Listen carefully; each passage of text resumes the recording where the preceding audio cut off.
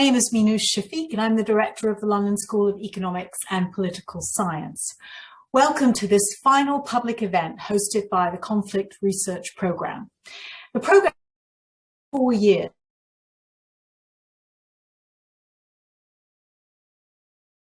A job ending them. Today, we're going to hear some of the conclusions of that research. We're going to hear presentations about how the logic of war and peace across 5 countries in the Middle East and Africa has evolved over the last 4 years in Somalia, South Sudan, DRC, Iraq, and Syria. The research will also demonstrate the links between extremist identity politics and the political marketplace, the role of civicness, and identifying what works in terms of external interventions in areas such as security, humanitarian need, or localized conflict resolution. We'll also hear about the high-quality research published in academic journals alongside practical policy analysis relevant for the UK government and other governments interested in conflict resolution. Our colleagues will be presenting highlights from the programme, examples of impact and evidence that supports a new approach to dealing with conflict. It also comes at an incredibly important time.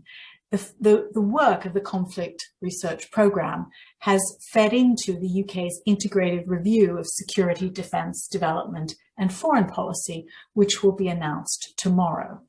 The paper and the work argues that a multilateral approach of working with partners is an essential part of the UK's efforts to reduce conflict globally, but we'll hear more about that tomorrow. Now, we have a fantastic group of panelists who will be summarizing some of the research from this important program for us today. That we will hear from each of them for about 5 to 7 minutes, and then I'll ask them a few questions, and then we'll open it up to wider questions. We're going to start with Professor Mary Kaldor, who's Emeritus Professor of Global Governance at the London School of Economics and Director of the Conflict Research Programme at LSE Ideas. Mary has been the motivating force behind this work, and today is the culmination of many years of hard work by Mary and others. We'll then hear from Alex DeWaal, who's the Executive Director of the World Peace Foundation and Research Programme Director of the Conflict Research Programme. We'll then hear from Charlotte Morris, who's a Senior Conflict Advisor at the Foreign and Commonwealth and Development Office, and she has been the main counterparty in the FCDO for this work. And then finally, we'll hear from Professor Christine Bell, who is a Professor of Constitutional Law at Edinburgh University with deep expertise in peace processes, international law, and justice. So first, let me turn to Mary, who will provide an overview of the research findings. Okay.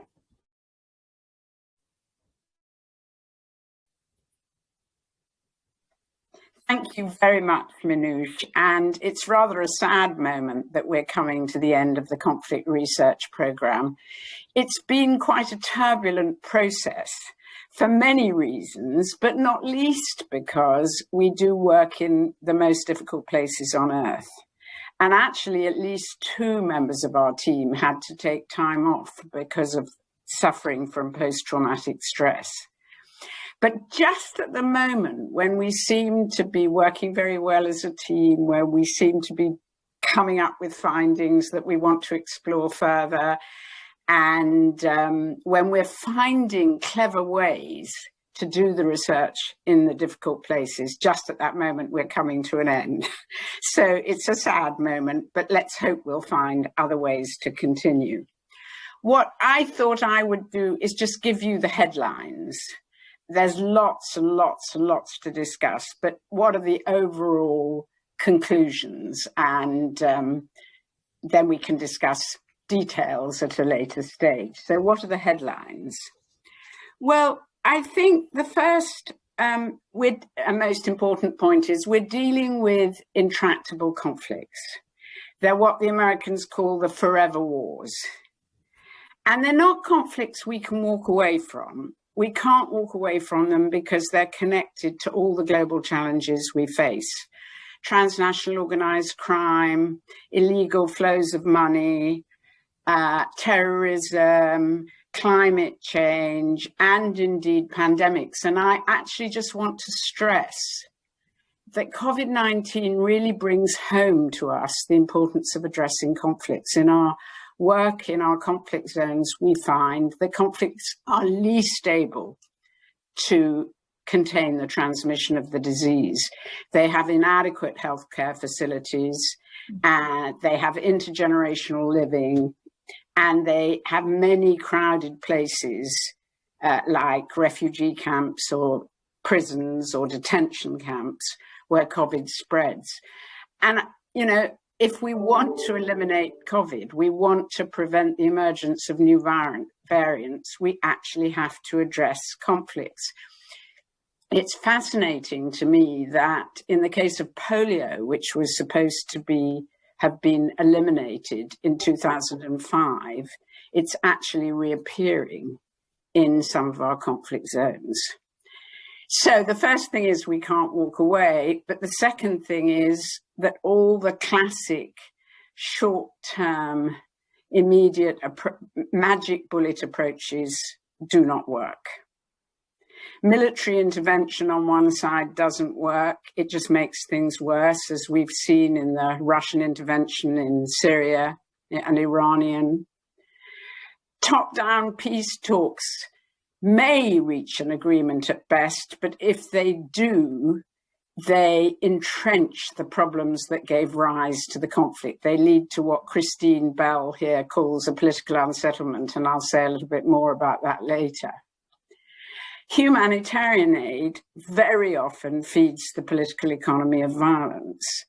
So if these approaches don't work, what does work, and how do we analyze conflicts in a way to enable us to decide what works? Well, we argue in the conflict research program that the conflict has to be understood as a social condition. It's a sort of ism, like socialism or capitalism. And if we understand how that social condition works, then what we have to think about is a long-term approach to try to shift and change that social condition. So our analysis is very much focused on trying to identify the key elements that will help us understand what's going on. We argue that most of the conflicts we face are areas characterized by multiple political authorities. We usually focus on the state, but actually these are areas where the state is very fragmented, disassembled, we use the term, and all sorts of different political authorities are in operation: municipalities, regional institutions, tribal authorities, religious authorities, international institutions, which are often present. And if you understand that they're characterized by these multiple authorities, the next step to take is that each of these authorities operate on different logics. And there are some logics that contribute to war and some that contribute to peace.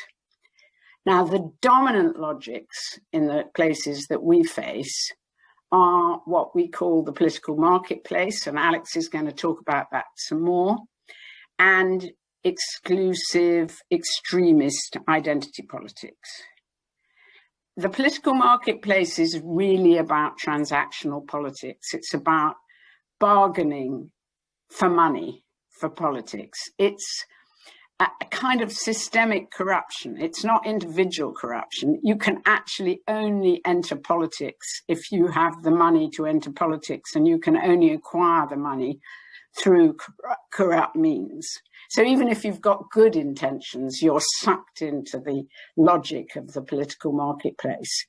It's very similar to patronage systems or clientelist systems that we've observed in the past, but it's very much a product of the globalized, financialized world of the last 2 decades. It's very much about money.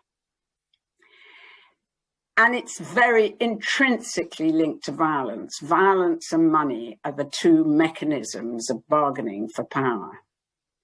The second logic, which operates differently but tends to go hand in hand with the political marketplace, is exclusivist identity politics based on ethnic nationalism or religious sectarianism, Shia versus Sunni, Nuer versus Dinka.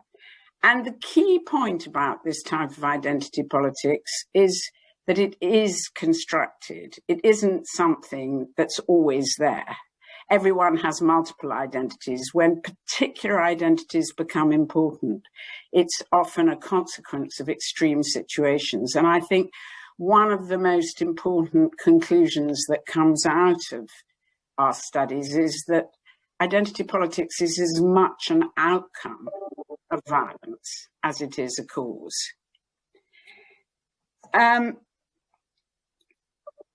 So I'm running ahead of myself. So these are the two dominant logics that are intrinsically linked to violence, and they're what reproduce violence. They produce more and more fragmentation of political authority. They depend on violence to reproduce themselves. Violence is intrinsic to the bargaining of the political marketplace. The money needed for the political marketplace is often raised through war economy methods, looting, checkpoints, smuggling. But violence is also necessary for exclusive identity politics. Exclusive identity politics depends on a situation of fear, depends on the existence of an other that people are afraid of and for which they require armed protection. And the other thing I want to say about the dominant logics is that they are profoundly gendered. They have built-in patriarchal hierarchies. And actually, the gendered element itself has to be reproduced through the violence produces a kind of extreme and unstable form of masculinity that is only reproduced through further violence. So those are the dominant logics, but we then have another logic, which actually is not just a normative logic that we would like, but one that actually exists in all our conflict areas, and we call that civicness.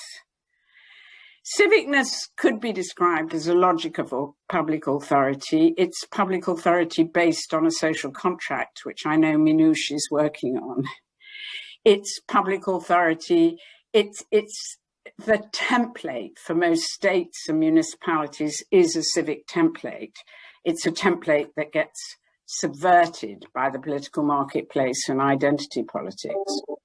But civicness is also a form of behavior. People act as if there was a civic state or a civic municipality, and we see it in the behavior of uncorrupt judges, in teachers who insist on acting inclusively, in journalists who want to tell the truth, as well as in all kinds of local acts of solidarity. And you see this everywhere. Society, people wouldn't survive without a degree of civicness, which is to be observed in our conflict areas. And finally, civicness is also a political position. In all our areas, we see political protest movements that are explicitly against both corruption and sectarianism. In Iraq, for instance, the slogan of the protesters is, "In the name of religion, they're looting us." So what we fundamentally argue is that policymakers really need to understand these logics, and the aim of any external intervention is to take these logics into account. By and large, many interventions of the kind I mentioned earlier are subverted by the dominant logics. The aim has to be to try to weaken those logics and to strengthen and support civicness. Now, that doesn't mean completely new tools. It means redesigning the tools, whether we're talking about diplomacy, the use of force, humanitarian and development assistance. And we've done lots of studies on how this might be done. But because I'm sure I'm running out of time, I only want to make one more point, which is about our methods. I think what makes us very special is that all of our teams in our 5 countries, South Sudan, Somalia, Congo, Iraq, and Syria, work very closely with local researchers. And I feel that's actually, not only does that give us fantastic granular information, but also I think supporting local researchers is one of the ways we support and strengthen civicness. And I can give you lots of examples of what that means. Just, for example, in South Sudan and Somalia, we work with court monitors who report on court cases, which is a source of research and data for us, but which also helps to make the courts more transparent.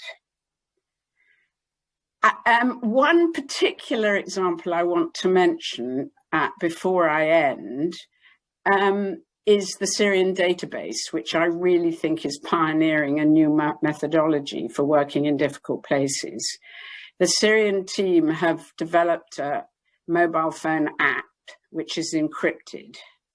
And we have researchers all over Syria that upload information, both quantitative and qualitative. We have survey questions, but we also have places where they can give us reports, which gives us an incredible amount of detail on different places in Syria. I sat in a Foreign Office meeting with the Syrian team when they were explaining what was happening in Raqqa, for example, the former capital of ISIS, and how to target aid. So it's a fantastic resource, and I think it's also sort of pioneering new ways of studying conflict. Just one final I'm going to working with local researchers, but you'll love this point, Azaria, if it was Azaria, is that it raises all sorts of problematic ethical issues. And one, the Congo team have done an exhibition to show what those ethical issues is, called Silent Voices. And I do recommend you all to look at it. But also, I think one of our biggest recommendations, which we put in our submission to the integrated review, and I saw it in a background paper. I'll be really excited to see if it gets through, but I'm not holding my breath, which was that we need to decolonize research. And I think that's one of our most important recommendations, and I'll leave it at that. Very good. Thank you, Mary. Thank you, Mary. And I think the program has already taken some important steps through its local researchers to do precisely that. Let's turn to Alex Tawal. Thank you very much. So let me zero in on the political marketplace and the tools that we have been developing to understand it. So the political marketplace framework, which is our analytical diagnostic lens, is designed for humanitarian civic actors in these turbulent countries and for external policymakers in pursuit of the design of peace, democracy, development, stability, institution building, etc. It's a descriptive tool for the logic of monetized transactional politics and a clear-eyed evaluation of the challenges and dangers facing reformers. If you like, it is a civicness-friendly version of the political operator's own handbook. It draws upon the concepts, the vocabularies used themselves by members of these political elites on their own internal vernacular assessments. So it's a lens for understanding those goals that the politicians have. Their goals to gain and maintain power, the rules, the transactions that dominate formal rules-based governance, and the tactics, the bribery and the violence, both among the members of the elite and with respect to their general populations. These elements are, we find, repugnant, but we find it important to describe them very clearly so that we know what we are up against. And the basic sort of slogan, if you like, the default position is political business as usual. What we assume is that the political operators in these countries will conduct their political business as usual. And whatever they may be telling us, whatever personal integrity, whatever ideological or civic projects the political elites may have, actually the underlying logic is this political business as usual. So it builds upon a whole lot of literature, upon analyses of patrimonialism, of rentier states, on political economic analysis, on political settlements. But it is different, we contend. It focuses on turbulence and disruption. The turbulence being the week-to-week changes in the politics that come about through these routine political transactions, money and violence. Disruption being the occasional bigger changes in the overall structure that constrain the ways in which these political transactions are constructed. Let me just enumerate very briefly in a couple of minutes 7 general precepts that emerge from our research. Number 1, transactional politics trumps institutional politics. Transactions, elite deals dominate formal institutions. They dominate rule-based governments, laws and regulations, and formal institutions are bent by design towards the elite tactical objectives. Number 2, political finance, political budgets are central. There are 2 currencies, as it were. There's money and there's violence. But a transactional political system is essentially sustained over time by money. Money becomes more important than violence, though violence never disappears. And the role of money is systemic and actually relatively straightforward to understand. Concepts like political budget, the price of loyalty, etc., are concepts that are intuitively resonant in these societies. Number 3, everything is political. In a political marketplace, everything becomes subordinate to tactical political calculus. If something appears to be outside politics, a technocratic institution, it's likely to be a bubble that could be burst at any time. And we can understand how political skills can keep some of these bubbles intact, but generally speaking, politicians make mistakes, and they revert back into political business as usual.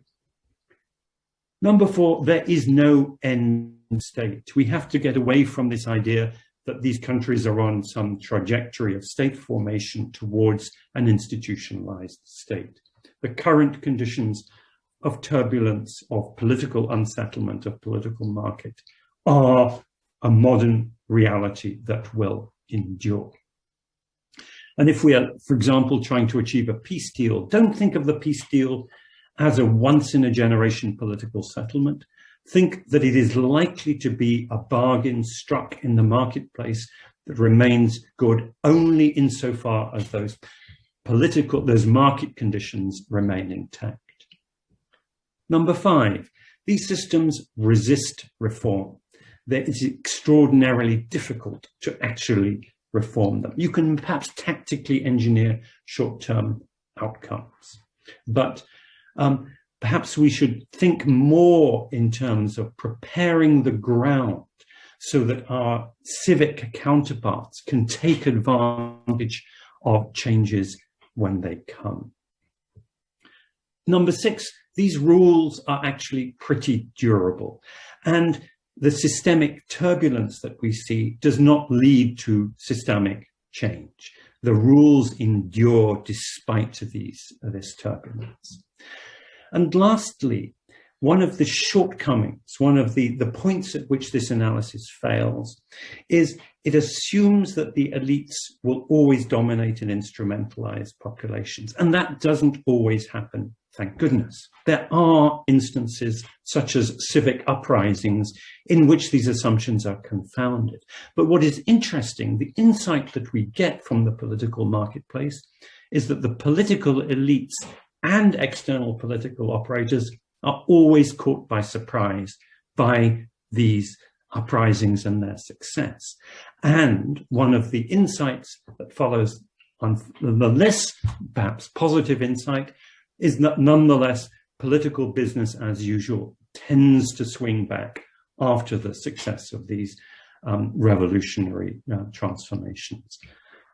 Let me leave it at that, and we will move on later to questions. Thank you. Okay, thank you so much. Let's turn to Charlotte. Oh, and you're on mute. Thanks, Manoush. I'm going to talk a bit about how we can use the research to try and help improve our response to conflict. So I'm actually based in Oman tonight, and which has long been a bridge between Africa and the Middle East and has played an important role as a broker of peace in the region. And in order to bring about peace, we need to understand the motivations of obviously different actors in war and the ways that interventions can contribute to its end. The conflict research programme was set up by LSE in 2017 with funding from the then Department for International Development. I know it's hard to recollect 2017, given it was pre-Brexit and pre-COVID, but just to recap, famine had been declared in South Sudan, with droughts across East Africa, Yemen and Nigeria. Idlib in Syria was besieged. Al-Shabaab was resurging in Somalia. And while Iraq had declared the war with Islamic State over, the country was facing a major political crisis in its wake. In government, we wanted an independent and fresh look at the dynamics of conflict and to know whether conflict resolution initiatives were working in the face of horrendous odds. There are three main lessons from the research which have shaped our response. First, the concept of the political marketplace, examining the competitive exchange of material reward for political power, gave us a lens through which to examine the dynamics of both conflict and transitions to peace. In Somalia, looking through this prism helped our team to reshape their strategy by assessing in a new light factors such as regional access to Somalia's ports, the way that international financing was supporting Somalia's security actors, and the political marketplace risks associated with humanitarian delivery. In Iraq, a DFID team worked with the World Bank to consider how recommendations from research on the political marketplace could be implemented in practice through a new and improved economic package. And you can read the analysis of one of our economists, Alexander Hamilton, on the CRP website, which looks at how politics affect economic policymaking in Iraq. Meanwhile, in Sudan, the analysis illustrates how a shift in revenues from oil to gold fostered the conditions leading to Omar Bashir's departure in 2019 and the subsequent political transition that followed. It also indicates how in certain circumstances, lifting sanctions and encouraging economic development could further political progress. So turning to the second major finding, it's really important not to neglect local actors in favour of high-level talks and deals with armed groups. In all of the research sites, as Mary's alluded to, there are people making extraordinary progress to improve life for civilians and offer paths out of the horrors of war. Despite the difficulty in reaching nationwide deals, there has been a proliferation of local agreements and initiatives to reduce violence and keep essential supplies and services moving, often across borders. In Syria, research has shown how a platform of civil society groups from across the country contributed to the Geneva-held talks in 2017. And while the talks ended without resolution, the subsequent civil society collaborations improved access for aid deliveries and solved challenges facing local communities. In South Sudan, local authorities identified famine risks 6 months earlier than the formal systems and began prioritising steps to sustain food supplies to hard-to-reach areas. And also in South Sudan, a group of academics worked across ethnic groups to ensure continuity of education throughout the civil war and to enhance the contribution of education to building peace. Remarkably, girls' literacy rates actually increased during the Civil War. And in many contexts, we found that purely monitoring human rights and local justice decisions can improve outcomes for citizens. Our teams at the FCDO have attempted to adapt their diplomatic engagements and funding to better support these initiatives. In doing so, they found that effective support will vary as much as the initiatives themselves. In some contexts, ironically, it may be better to stand back and give local actors space. Sometimes international recognition of their work may be all that's required, while obviously on other occasions, funding will be needed to help successful initiatives to expand. We need to use our time as well as our resources carefully to determine the most politically astute approach. So thirdly, for peace to last, there need to be broad civic coalitions to overcome violent transactional politics, obviously including women. We found that lasting change comes through sustained domestic constituencies, and the CRP's forthcoming Security and Justice What Works paper illustrates how fundamental this is to post-conflict recovery. Time is often an overlooked commodity when it comes to conflict resolution.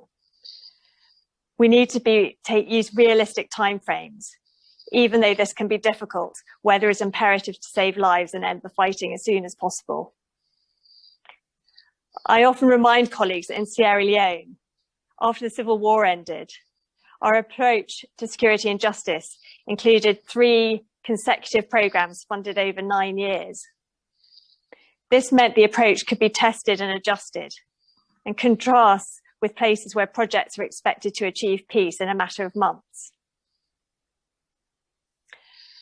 Over the course of this research, there have been major civic movements for change in Sudan and Iraq, as well as several other countries globally.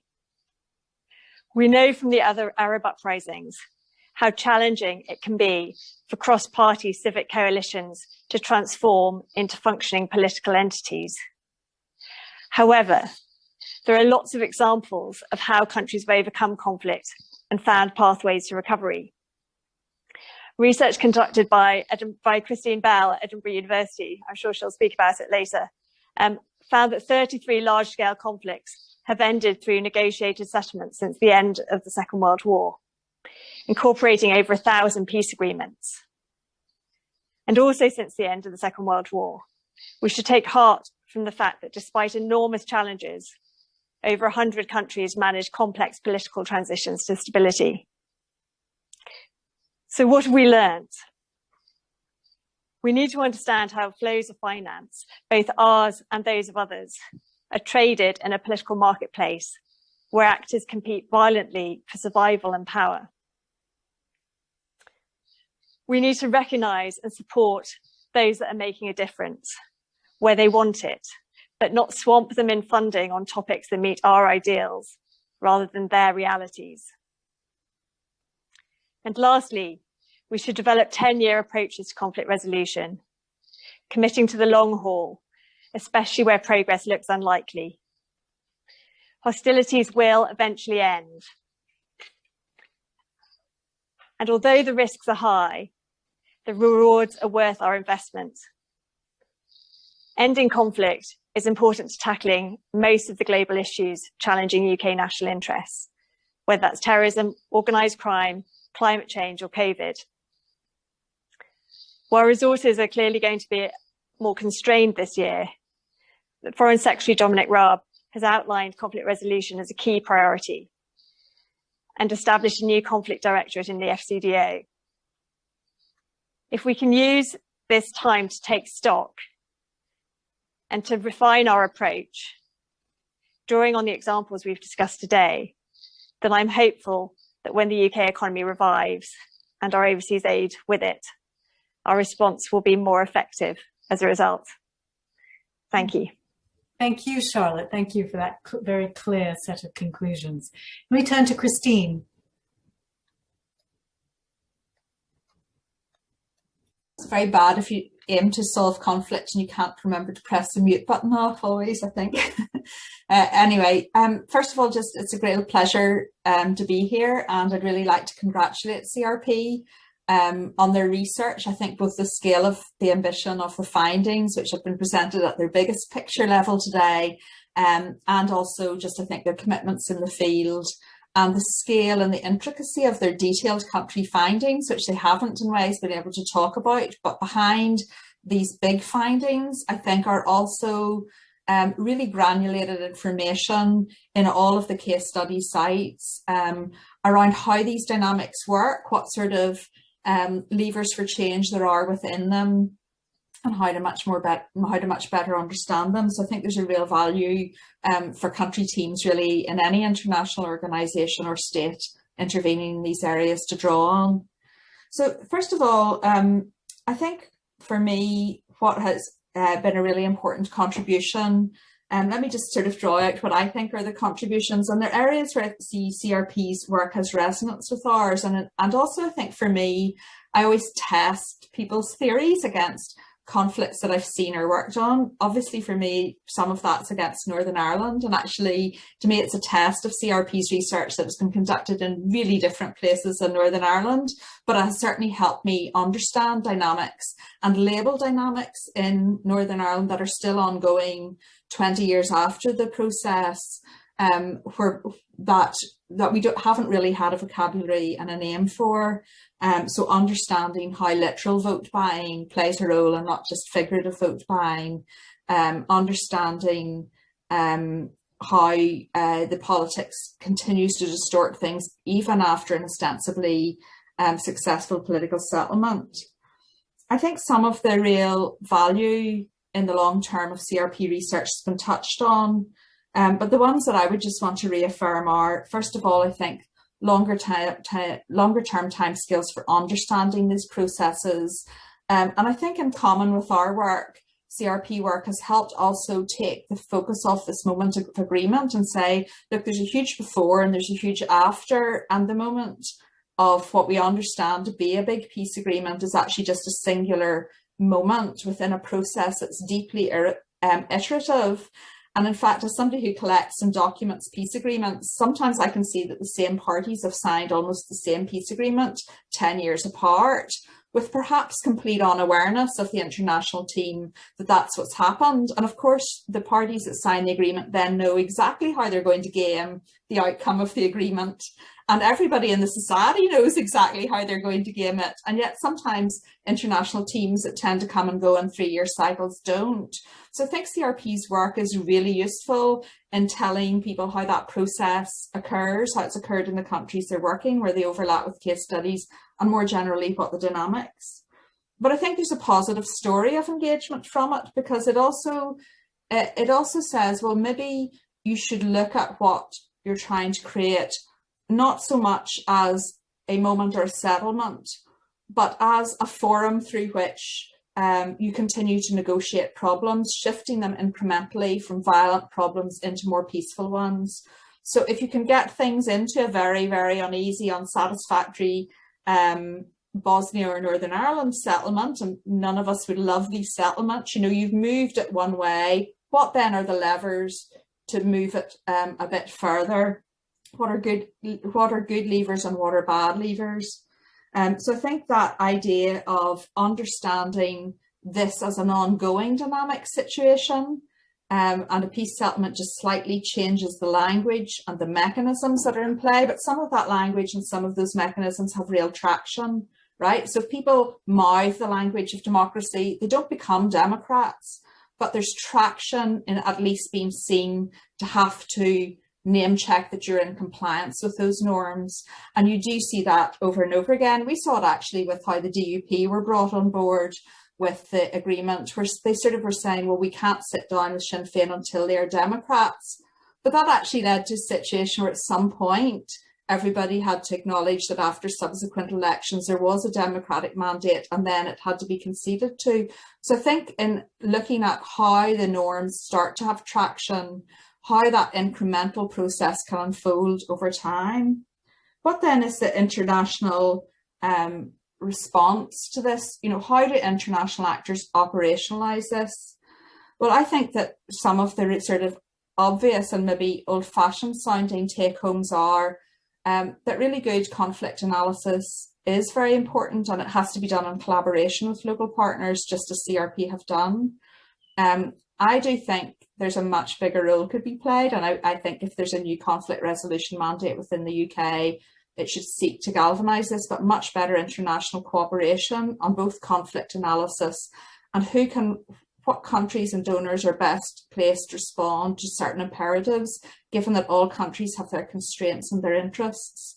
I think thirdly, really understanding that actually pro-peace constituencies are often outside of the political marketplace and trying to operate against it, and trying to operate in subtle ways to leverage change. And they often really depend on international actors not to do it for them, but to help them exert some leverage on the situation, either by insisting they're at a table or they're at a discussion, by ensuring they've funds to operate, and ensuring they've some autonomous space, some civil society space in which to operate. I think that's where UK has played a role. So these types of things I think are important. In the end of the day, all of us have moved, I think, into this sort of analysis, and FCDO have funded analysis like this out of a recognition that politics matters. And knowing that it matters, then the question becomes, how do you engage with it, particularly if you're outsiders that are never as imbued in the political situation. So I think this idea of these logics, and that the logics can reinforce each other in curious ways. Civicness can unpick logic of identity politics, but identity politics in certain occasions can also create forms of civicness that can then be worked on and adapted and moved. So I think what's really interesting about CRP work is actually the sort of optimistic and perverse connections between these different elements and how they work. So I just stop there by saying that I hope the CRP research does have a future life, and I certainly think the ideas have attraction across conflicts beyond the case studies that CRP has looked at, and certainly that's where I find it really valuable. Okay, thank you very much, Christine. I'm going to ask two questions of the panel and ask them to respond to whichever aspect they find interesting. My two questions are, first, can state market or does it have to destroy the political marketplace in order to be an effective state? And I'm thinking in particular of, I recall when I was at DFID and we were dealing with nascent, fragile states, the argument was often the state needs to just deliver one thing to persuade citizens that it's worth supporting the state. And that one thing could be basic education or water supply or local security. And that participation in the political marketplace of being able to deliver a service that citizens values was the first step toward moving citizens' allegiance away from the political marketplace to allegiance to the state. So one question, can the state play in the marketplace, or is it better to just try and destroy it? Second question is Charlotte's point about patience and time and how long it takes to do conflict resolution and peace building, and how external actors are often very impatient. I always remember a Taliban leader who once said, "You've got watches, but we've got time." And he was basically saying, we can wait you out. You'll run out of patience and you'll be out of here, and we won't. And so my question is, given all the lessons that you've learned in this research program about external actors and how the traditional approaches they've taken have failed, what are you hoping to see in tomorrow's integrated review announcement by the Prime Minister? What lessons would you like to see captured in that review? So who would like to start? Mary, do I see you, or Charlotte? Like, Charlotte, you can't really comment on the integrated review, but maybe you can. I think I'll leave the integrated review till it comes out tomorrow, but I will comment on your first question about how a state interacts with the political marketplace. I think the real challenge has been that in all the contexts we've looked at, the conflict has fundamentally been about a contest over the state that hasn't been able to be resolved. There's been a kind of standoff almost. And then as a result, lots of local entities are trying to find their own solutions during this time until a nationwide or wider deal arrives. And we've seen that they could be waiting for a very, very long time. I think what this offers is some really great examples of how those kinds of communities can still be supported during those difficult times. But fundamentally, the only way to get to a reform, to get back to an approach that looks like a sort of an institutionalized state is going to be through these long-term broad civic coalitions. And I think it's very easy to lose sight of that when everyone is just focused on trying to reach an instant deal. Maybe I'll ask Alex to talk about his reaction on the political marketplace, and then Mary and Christine, if you don't mind, reflecting on what you'd like to see tomorrow in terms of lessons learned for external actors. Alex? I think, in the discussions that we've had with policymakers over the last few years, the question they always want to focus on is, here we have a political marketplace that is dominating, is swamping, overtaking states in these countries. Well, what is the off-ramp? And the unfortunate reality of the current era is there are many more on-ramps than off-ramps. It's actually much easier to see a state that was relatively well institutionalized, that was developing in a state-like manner, becoming more like a political marketplace. Ethiopia, the last few years being a case in point. And rather than things moving in the opposite direction. And so I think in the current circumstance where there is so much money available to be political finance for sectional, factional interests, where there's so much money around, and almost every attempt to liberalize that we have seen, liberalize an authoritarian, institutionalized state, results in a shift not so much to democracy, but to a political marketplace. We need to rethink very much what is it that we can achieve, because we would love to get back to these institutionalized civic states, but the impulse for that is very much coming from below. I mean, citizens want that, but we are not, through our interventions, we are simply not delivering that. If anything, we are delivering the reverse. And it's a question for which we don't have easy answers. I think part of the answer will lie in the private sector, insofar as there are some private sector actors that that take states away from this, particularly the minerals sector, particularly the arms sector, the most corrupt, as we know, in any form of global business.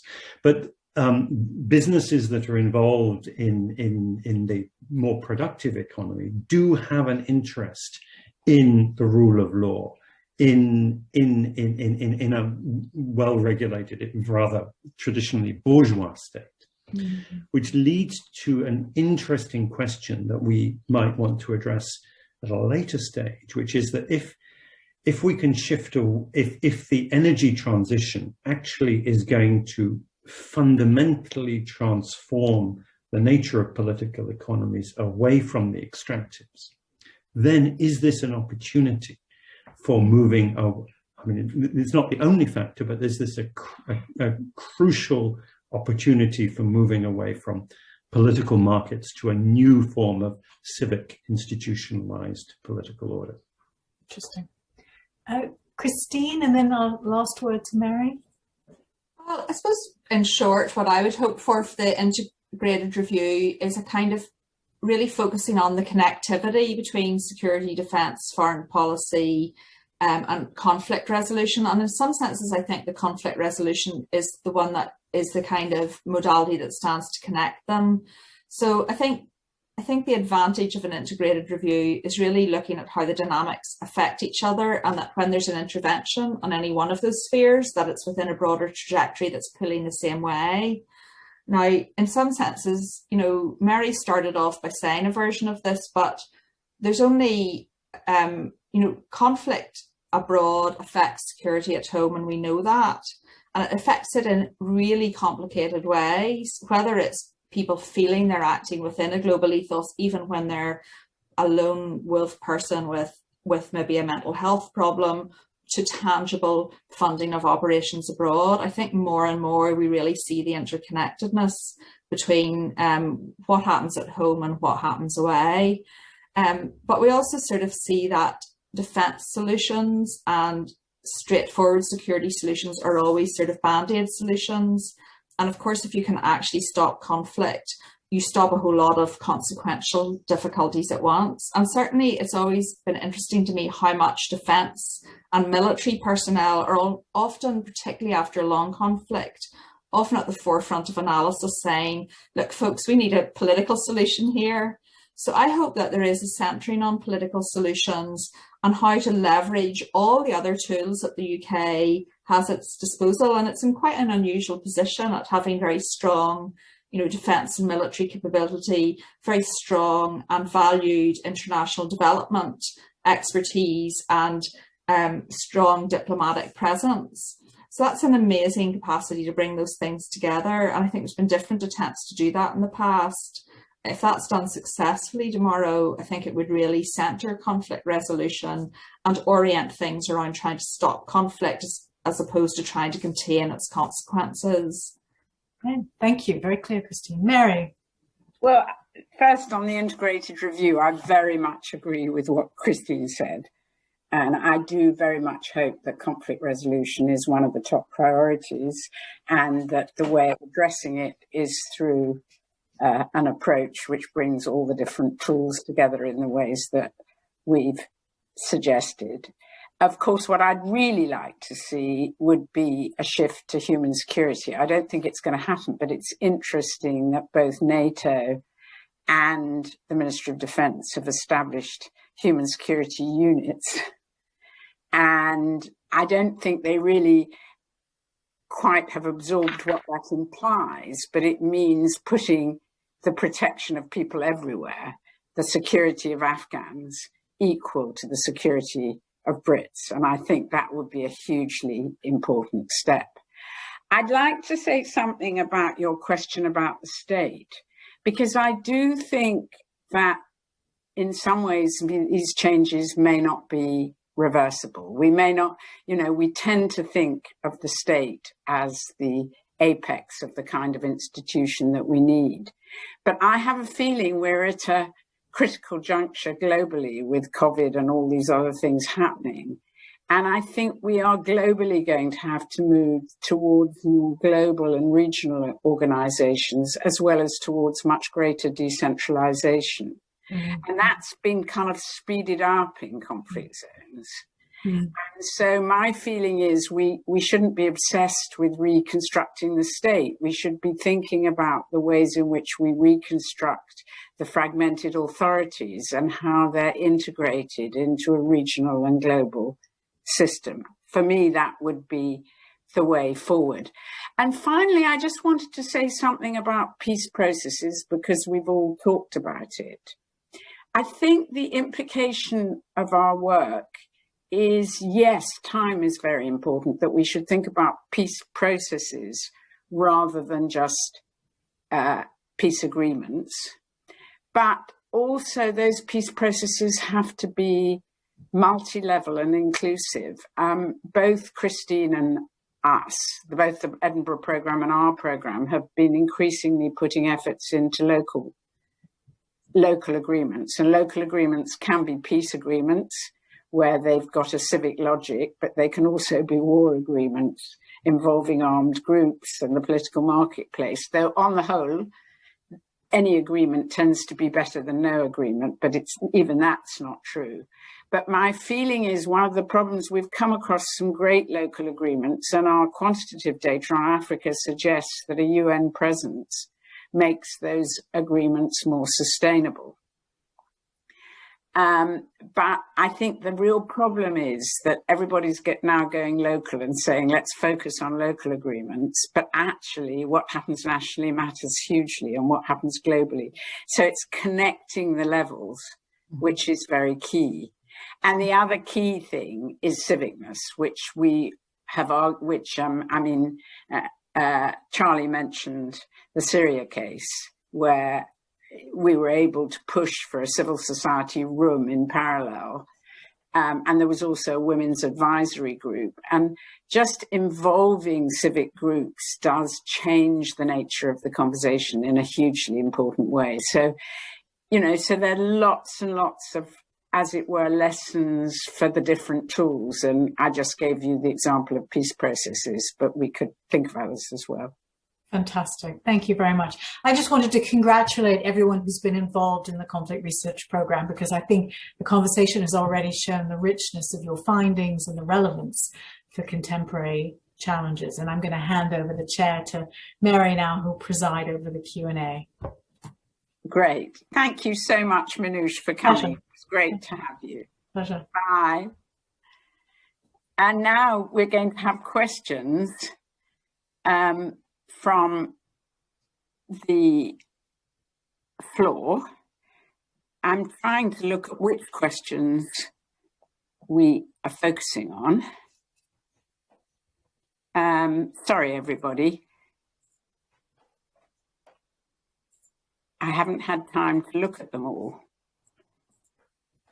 But I know there was one question which I've just read, which I'm going to ask first, which was that we talk about the logics of what happens inside war zones, but we don't talk about the logics of intervention. And isn't there a logic of interventions, which I very much agree about, actually. We talk about the logics of all levels.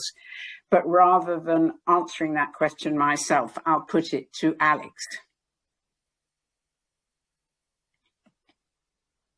Actually, I was rather hoping to hear what you had to say on that, on that, Mary.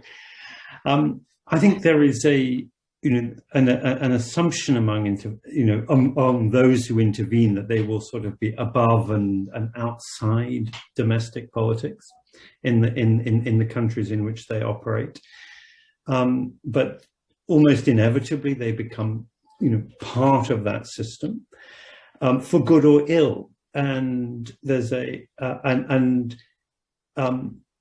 there's realities on both sides of good and ill, in terms of some of the tangible short-term solutions that can be offered by interveners, and some of the longer-term ways in which they can provide opportunities for stability in the development of civicness.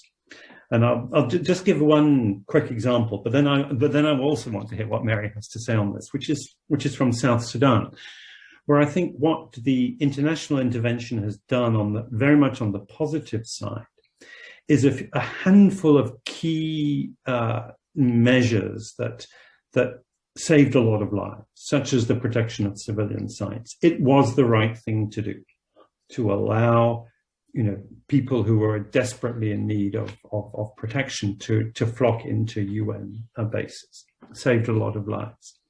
The humanitarian assistance has also saved a lot of lives. But in the longer term, one of the interesting things about the international role is it provides a sort of internal place of asylum for civic actors who would otherwise be forced to leave the country or compromise with the authorities. But they find a place where they are both secured, personally secured, and actively involved within the international apparatus, be it the UN, be it the donors, be it the NGOs, and that's tremendously important. And then, of course, they rotate back into politics, which, you know, and we may say that we may regret that, but nonetheless, it's much better to have these sorts of actors still present within a very, very troubling context like South Sudan. I will add something just because Alex asked me to. But I think there's a huge difference between multilateral interventions undertaken under a UN umbrella, and I think I would also count the EU as a multilateral intervention, and interventions that are what one might call geopolitical, like the Iranian intervention and Russian interventions in Syria, or even the Western interventions against ISIS, which weren't within a multilateral framework, even though there was a big coalition of the willing. So I think multilateralism is very important. And then the question is, how do you know what's civic and who decides what's civic? It's difficult, obviously, although some of us feel it's something you ought to be able to understand. But I think undeniably what's hugely important is to involve civilians. There is a tendency on the part of the international community, including all the multilateral actors, to think you have to talk to the armed groups because they're the ones that have to end the violence. And of course, that's true. But that doesn't mean you should neglect the civilians. It's hugely important to talk to tribal and religious leaders, to talk to women, to talk to youth, to talk to doctors, nurses, teachers. So, and they have to be involved and have to help inform. And of course, it's also terribly important to talk to local analysts, to talk to local researchers, to talk to people who've studied the conflict. So I think, you know, what counts as a legitimate intervention has very much to do with the multilateralism, and what makes an intervention civic very much has to do with the link with civilians. I mean, a very nice example of an international civic intervention, actually, it's a non-state intervention, is one of the stories that's come up. We have a special issue of a journal on civicness, and one of the articles is about journalism in Iraq, and there's a journalist who was able to expose corruption in Iraq by partnering with The Guardian on the publication of the Panama Papers. It's just a very nice, without that international engagement, it wouldn't have been possible. I don't know whether Charlie or Christine would like to add. Would you like to come in, Charlie, as a intervener? I think I was just going to say that I think earlier on we were talking quite a lot about humanitarian intervention, but obviously it isn't. The political marketplace does relate to all different types of interventions, and I think that while while we're saying that everybody needs to think carefully about the political marketplace and how their interaction engages with it, there definitely are quite specific risks around different types of interventions. So I think a lot of the political marketplace research that Alex has done on the humanitarian sector kind of raises a number of those, particularly around things like food distribution systems and so forth. But equally, the research on the security and justice sector and the What Works paper that I know is coming out shortly looks quite specifically around the role of different security actors and interventions in that sphere, and particularly around the transitions around DDR and so forth as well. So I think there are some kind of broader lessons around different areas of intervention that the research kind of brings out that I think will be useful to policymakers. And Christine, did you want to come in? Maybe not specifically on that. So I got a bit distracted by looking at all the questions coming in. They're very interesting. No, I suppose there's a strand of questions that I think it relates to around people asking in different ways. Should you play the political, I think what came up before, should you play the political marketplace, or sort of avoid it and destroy it? I think it was kind of Manusha's question as well. And I suppose the lesson I take is that the political marketplace will exist, so you have to engage with it. It's not maybe a matter of playing it or not playing it. Yeah. The next question I want to put to people is a lovely question, and I certainly have answers. I'm thinking quite close to home, actually. Do CRP research findings apply to difficult or fragile situations beyond hot conflict areas? Can some of the findings apply to contexts without warfare? And I'm thinking of many of the contemporary authoritarian populist regimes, but even really close to home, the combination of Brexit and crony capitalism, it can be observed. But I'm going to go straight to Christine for this one. Well, yes, I know you're coming to me, you know, I have an answer, but I mean, I think that what's really interesting is in some senses that if you look at those forces and political marketplace and identity politics, I suppose is the obvious one, these are becoming sort of quite key things that are driving politics and political responses, maybe more than, you know, this traditional idea of politics as being about choice and that people change their choice. And I think for me, this is the crucial difference, right? Whenever between identity politics and the politics of political choice, that it's, if people vote on a head count based on what group they understand themselves to be in, and if the lines between those groups are mutually reinforcing across lots of dimensions, then the normal assumptions that, you know, you present a political platform, people vote for it. If they don't like you, they vote you out, you amend your political platform, you go into competition. These don't really apply. And I think that's really in ways what CRP work's saying, is showing how that those assumptions don't apply. And in their place, there's a different set of assumptions.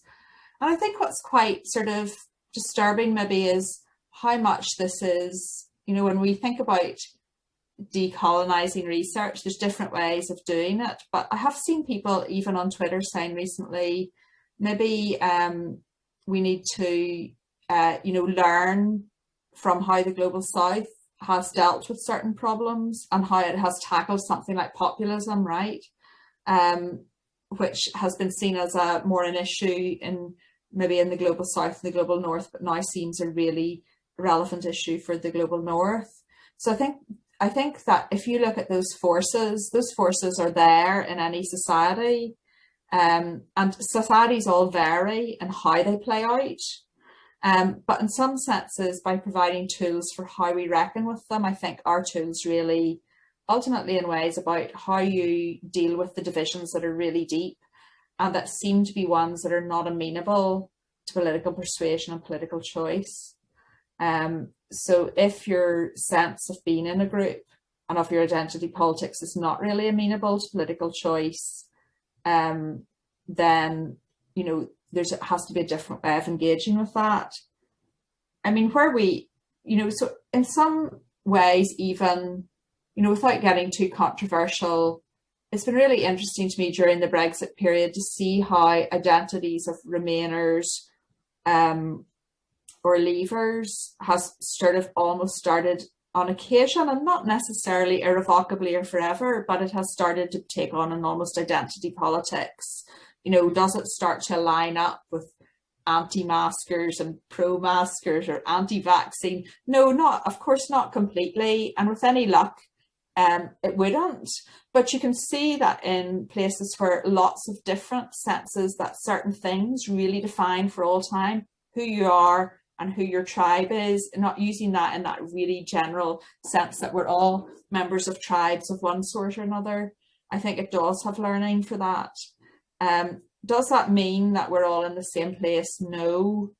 Does it mean that understanding how where these dynamics play? I suppose the big difference is, and I mean, this is not true, but this notion that there's an adherence to norms and a civic commitment.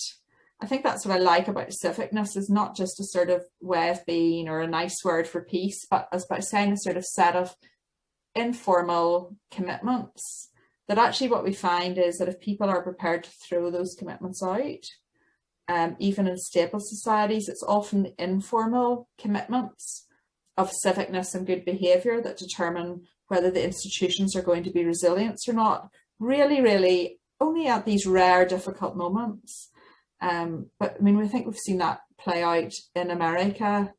You know, is it the institutions and the Constitution that saves America if somebody who's elected didn't quit power? Or is it what the normative sensibilities of his fellow politicians were in that moment and how they would choose to articulate those publicly? So of course what we see is all those things are important, that the institutions can't save something where that sensibility is left, even in a settled society. And likewise, without the institutions, it can be difficult to find the leverage and the vehicles for that. Have on the department's ability to positively influence conflict. Mm-hmm. And you sort of knew you were going to get it. Yeah, sorry, something jumped for me there. Oh, did it jump for everybody else? Can you hear me, everybody? Yeah. Can now. Okay, great. So sorry. For Charlie, did you hear the question, Charlie? Right. Sorry, Mary. I wasn't quite sure if that was coming to me or not. Can you just repeat it? Yeah. What impact would the FCDO aid cut have on the department's ability to positively influence conflict?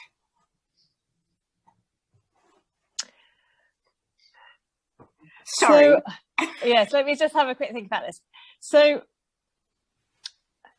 one of the things that we've talked about earlier. So clearly resources are going to be more constrained. But I think it is important that we don't always equate more resources with necessarily us being more effective. It definitely helps because it massively opens up the options of who and what you can support. But I do think that what the political marketplace is making us reflect on is whether in what context those resources could be applied in a way that doesn't feed into this negative cycle of transactional politics. And if we can be more careful and thoughtful in how we use our resources and our people to engage in these contexts, in light of that, then I think that's what will make the difference to our approach. Resources are always helpful, but it's not just about resources that is going to make the difference, I think is what I'm trying to say. Yeah, I mean, resources can feed, as we've argued, can feed into the political marketplace, and sometimes it's politics that matter. So I do think the aid cut is horrible, but at the same time, I do think it might focus our minds on how to operate in these conflict situations. I'm going to go on to the next question, which I'm going to address to Alex. What are the long-term effects of economic sanctions on peace processes? How efficient are sanctions as a tool to promote change?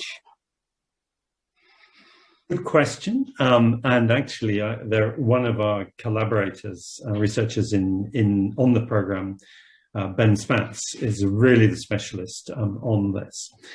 I think we can distinguish two sorts of sanctions here. One is there's the old style economic sanctions on a whole country, which are quite rare now, though we see them on Iran. And then there are the tool of targeted sanctions, which are increasingly common, which include asset freezes, travel bans, and other sanctions that are targeted at individual members of a political elite. Now, in the first, the general sanctions, what we tend to see is that if you prohibit legitimate economic activity, you drive a lot of key elite activity run by well-connected people in government. You drive it into the shadows, and therefore you entrench a political market. And this is what we've seen time and again in different countries. So you can put a lot of pressure on a country like Sudan, but one of the outcomes of that is that when change comes in Sudan, you find you're up against a mafia-style crony capitalist network entrenched in a lot of very, very nasty networks that's very, very difficult to uproot. On the individually targeted sanctions, I think here this is an unexplored area, but it's an area in which the political marketplace framework toolkit becomes a very useful tool, because immediately you then need to understand, you have a mechanism, a tool for understanding how individual members of political elites or groups, factions, are likely to behave if they are cut off from their external assistance and so on. So you can see how strategies may change. We had a very interesting discussion, for example, on Yemen, and one of the interesting conjectures, it wasn't proven, that arose from this was when Ali Abdullah Saleh was cut off from his own sources of political finance. He was then forced to make other different political alliances, in this case with the Houthis, that had unexpected consequences for those who imposed the sanctions, but which were actually quite predictable if you used a political marketplace toolkit. I won't go on, but we can begin to explore this, and at the moment we don't have general answers. Thanks. And actually, there's another question to you, and I'm going to ask that, and then we might think about some summaries. Are there examples, cases, studies of where external actors have responded effectively to the political marketplace? Have we got any examples? In the narrow sense, I don't think we do, because I don't think the political marketplace framework has been used in a sufficiently clear and transparent manner for us to be able to say, okay, this is an intervention designed to achieve A, B, and C on the basis of this analysis. We're not at that stage yet. That said, I think there are a number of cases in which, because it is a sort of intuitively resonant a framework that has been already adopted by a number of actors on the ground, for example, in refining conflict analysis. So I understand from another researcher that we have more recently enlisted on this program, Chris Newton, who has worked in South Sudan, that in his work in anticipating how food crises would develop in the context of conflict and the war economy in South Sudan, the political marketplace framework has been a useful tool in understanding those dynamics. There's so many questions that we can. I've just got. So I'm going to ask a final ending question. There are lots of other questions that have come up, and I'm really sorry for people that there are numerous good questions, and anybody who's looking at the Q&A can look at the questions, but they're questions on humanitarian aid. There's a question about the role of Russia and China, which is really difficult to answer, but is really important, and their role in generating rents. And there are various other questions, but a possible closing question, and we could go round all four of us, are what are the recurring blind spots that keep policymakers from seeing patterns in their handling of conflict resolution? It's a good question for us all to end on. And maybe on this one, I will start with Charlie.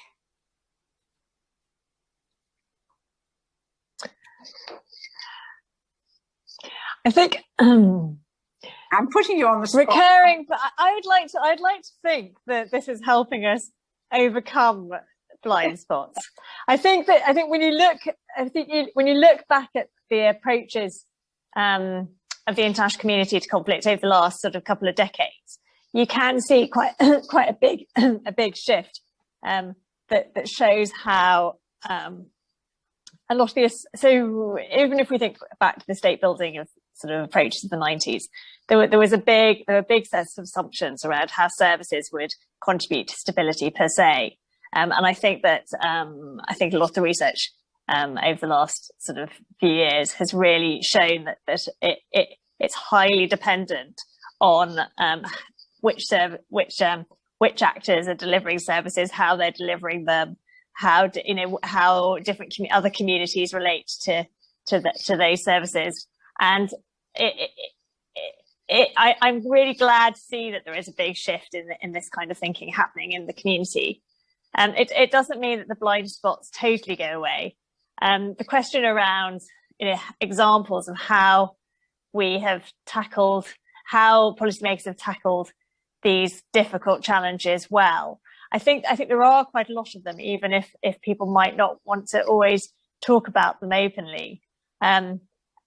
Certainly, it seems that a lot of the political marketplace is relates to our understanding of risk, and how we make decisions on who to work with, and where we can see that we're working through systems that might be being co-opted by political actors in ways that we might not have intended. So quite often we can start off working in one particular way, but over time other actors will seek to try and co-opt the resources that we are providing, and we have to stay really astute, I think, to make sure that doesn't happen. But I do think that there are kind of ways of trying to do that. But it as we've discussed, it takes a lot of resource and thinking and understanding to really understand how those to stay on top of all of the detail of those changes that are happening at local, national, and international levels on an enduring basis. Thanks. I'll go to Alex next.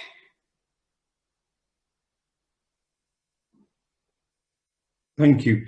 Let me give an example of how I think these blind spots play out by using the case of Ethiopia today. Because I think there was a blind spot among the international community that the process of the liberalization of an authoritarian system could be taken at face value. That the stated good intention of those who were leading this liberalization could be accepted without bringing to bear our framework, frankly. Our framework of, first of all, saying that what one would expect from such a deregulation of politics is the growth of transactional politics in the sense of a political marketplace. And that a democratic movement that was framed in terms of a movement of civic nationalism, it was led by Oromo leaders, wouldn't then be instrumentalized in terms of a much more aggressive ethno-nationalist movement, or set of tendencies, which were always latent, which could always be instrumentalized there. But that combination would happen. And I think there was a blind spot in the international community, and there was and then the third element of this blind spot was that a peace agreement should be taken also at face value. In this case, a peace agreement between Ethiopia and Eritrea, where the Eritrean leader, Isaias Afwerki, is the specialist in another form of transactional politics, which is elimination. I mean, and this is how he has conducted his political business as usual for more than 20 years, and which he is continuing to do today. So what we have in Ethiopia is a particularly toxic mix of a political marketplace in Addis, highly aggressive exclusionary identity politics, and the politics of extermination pursued by the Eritrean leader, and I will single him out as an individual. And this came about, this was allowed to happen through blind spots, inadvertent or deliberate, that I think form a rather accentuated version, exaggerated perhaps version of common blind spots in our international system. Okay, thank you. Christine. Hi. I think for me, a blind spot is sort of understanding elite deals and then broader inclusion and norms as these two very different things. And that, you know, I think even when they're both supported, they're sometimes supported as they're just two really different things that don't connect. I think understanding that, bringing them together, I think means understanding that whatever deal you sign between elites will face this ongoing gaming and will face obstacles down the road, and that really there's going to need to be a whole set of broader actors in place to help the deal over the bumps in the road. And whether people believe in the deal, whether they're prepared to weigh and support it, whether they're prepared to leverage their political leaders to comply with it to some degree, is going to be quite important to sustaining it. So I think I sort of see lots of times that there is, even in contexts where there's a lot of support for inclusion of civil society, of women, and, you know, promotion of human rights norms, it's sort of seen as it's this kind of icing on the cake, and when the going gets tough, we can just bunker down and cut another deal and that stuff can fall by the wayside. I think understanding that it's instrumental to the deal and to making the deal better than it might otherwise be. So I think that for me is a blind spot. Maybe I'll just leave it there. Oh, well, thank you. And I think I want to mention 3 blind spots. I think they all emerge out of a mindset that sees conflict in very old-fashioned terms, kind of the model of past wars, rather than trying to understand as we're trying to explain war as a social condition. But what are the 3 blind spots? I think one blind spot is identity politics. I think in our paper that we did for our special issue, me and Alex said that it was a zombie concept, the idea of ancient hatreds. You know, when people start reporting on Syria, they tell us that there's this long historical division between Shia and Sunni, which simply isn't true. It's something that was constructed through conflict and can be deconstructed.